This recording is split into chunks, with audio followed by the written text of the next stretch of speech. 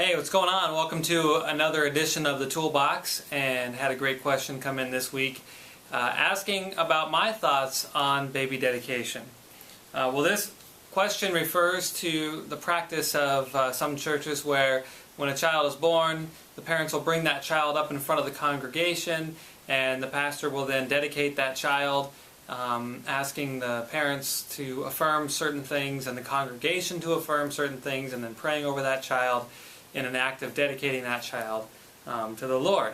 Now, a lot of churches do this in lieu of infant baptism, and there's a big divide between whether or not we should baptize children or dedicate children. And scholars and pastors, theologians debate all the different reasons why we should do one or we should do the other. We don't have time to go into all those reasons on this video. But if you want to talk about that in more detail, just come and see me. I'd be happy to explore some of that with you a little bit further. But personally, I dedicate children. And personally, I reserve baptism for those who can consciously make an act of faith in affirming their faith and moving forward in baptism as their own personal decision. It's what we refer to as believer's baptism. Not to be confused with believer's baptism, which is people who immerse themselves in all things Justin Bieber. So it's not believer's baptism, it's believer's baptism. And that's what I practice. So I dedicate children, and there's a number of reasons why. The biblical example is there's a few, but 1 Samuel, where Hannah dedicates Samuel in the temple to service to the Lord.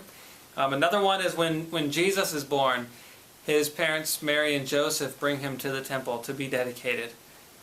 Scripture calls us obviously to train a child in the way that they should go, and when they're old they will not depart from it.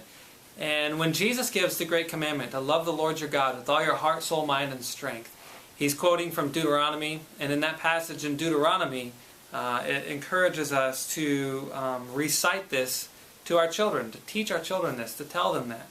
And then, of course, so we do the dedication for a number of reasons. One, it's to declare our faith and our trust and our desire to follow the Lord's love and the Lord's wisdom when it comes to raising our children.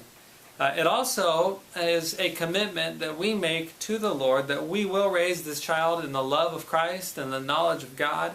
And it also welcomes this child into the faith community. So it's not just an act that the parents do, but it's a public act that we do in church with all of the community, welcoming this child into the faith, into the family, and the community making a commitment that they will dedicate themselves to being godly role models, godly examples, and teachers for these children in what it means to have an authentic, genuine Christian faith and a relationship with Christ. So that's what baby dedication is about, and I hope that answers your question. And if you have questions about infant baptism, then you could write that in the toolbox if you want to. As always, during the break or after the service, you can anonymously write your questions down, drop them in the toolbox, and I'm happy to answer them for next week. Hope that was helpful. Thanks, and God bless you guys.